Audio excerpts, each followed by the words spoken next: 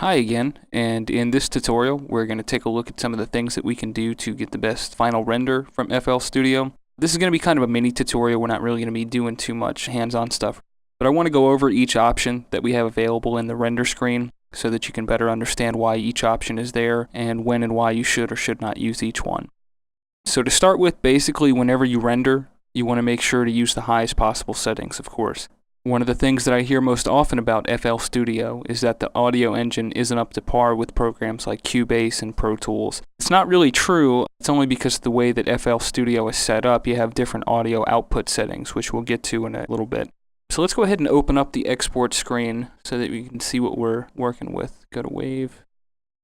Save that as whatever. Okay, so we have our render screen right here with our different options.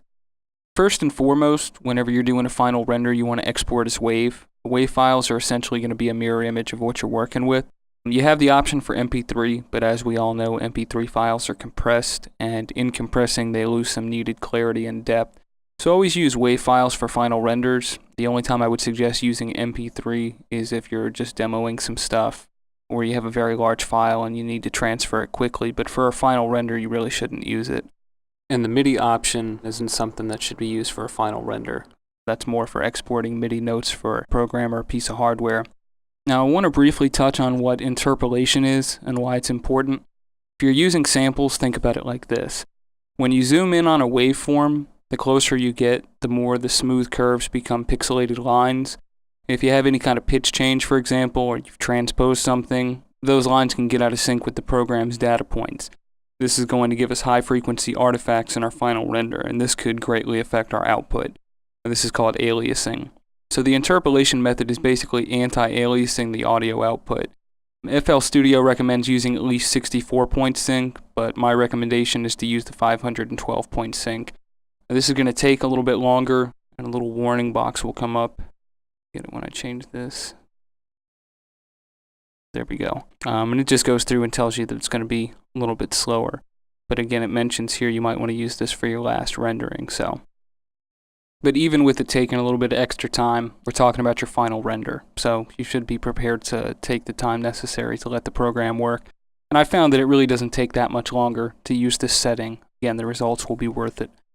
And what I was saying earlier about FL Studio, about people saying that it has a bad audio engine, it's mainly because you can go into your settings and you can change the real-time settings to a different quality than the final output. So while you may have your real-time settings set low and your final render settings set high, when you're listening to the real-time audio as you're working, you might say, well, the sound quality doesn't sound as good. And that's just because in order to save CPU and RAM and let the program have the maximum potential, the default setting is lower. So what you can do is go into your settings and change that. But a lot of people, unfortunately, don't realize that, and they end up walking away from FL Studio because they think it has a lower quality audio engine. So the things that we want to make sure you have selected here under quality, again, make sure that you have this 512-point sync selected. Dithering, again, works as an anti-alias for our audio. Without going into too much detail, dithering is the process of correcting bit conversion errors. When we're using 16-bit audio, the dithering option is available, but if we change the bit depth to 32-bit, the dithering option is going to be blacked out there. So just make sure to select the dithering option on final renders in order to keep those artifacts from popping up.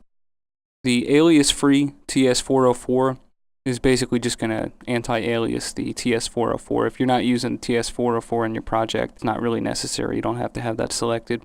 HQ for all plugins is basically going to be high quality mode for all plugins. And again, this needs to be selected if you're using any effects or generators to make sure that they render in high quality.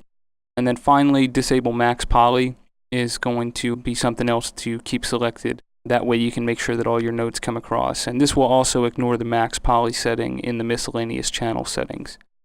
Now when selecting a bit rate, keep in mind that 16-bit audio is CD quality audio. If you're exporting to burn directly to CD, go ahead and select this option. But if you're planning to export to load into a wave editor or another program, my recommendation would be to select this 32-bit float 0.24. And the next option here, 32-bit float 16.8, this actually renders to a format that's read by Adobe Audition, which is another audio editing program. But rendering to this isn't going to be anything that can be used anywhere else. So again, if you're doing a final render and you're going to be editing it someplace else, go ahead and choose this 32-bit float point 24. And of course, if you are rendering to MP3, go ahead and make sure that it's on the highest bit rate, just 320 kilobits per second. Also, make sure to keep an eye on the looping mode over here. You have three options. Cut remainder is going to do just that. It's going to cut the end off of the track after the last bar is played through. Leave remainder is good if you're using effects like delay or reverb. That will allow all the effects to completely fade out before cutting off. And then wrap remainder is going to be something useful if you're like looping, you're making loops and stuff like that. I'll usually use this option if I'm exporting loops for other people to use in other programs. Now, one thing to mention about wrap remainder is, especially again if you're using effects like delay or reverb, you have to be kind of careful. Sometimes you have to work with it a little bit in order to get everything to sound right. Then we have down here, you have with these options, save acidized. It's going to save it acidized, but it's also going to save the time information with the file, so that way nobody has to use a beat calculator to find out the tempo and stuff. So I always do that, again, especially if I'm exporting for other people to use. Split mixer tracks is going to be good if you are planning on like bouncing some tracks down. You can just put them all on a different mixer channel and then choose this option. One cool thing about this option is that it doesn't take any longer to export this way as it does for a normal track, so that will go ahead and batch export everything into separate WAV files. And then of course save slice markers again is something you want to select if you're wanting to make sure to keep any kind of markers intact. The last thing that I would recommend choosing when you're doing a render is to select this background rendering option. This is going to be good if you've got like a large file, a long file, and you're going to have to take some time to render. This will minimize the program and allow you to continue to work on other things, but it's going to take a little bit longer. But again, if you have other things to do and you don't want to keep the PC locked down, I would go ahead and choose that option. But in the end, keep in mind that your final render is only as good as your mix. You want to use your ears, and even using all these settings isn't going to make bad music sound good. So keep in mind that if you render your project and it sounds bad, go back and look over the samples you're using, the effects, the settings, and how you've got everything mixed, because it might just be something that needs to be adjusted in the mix.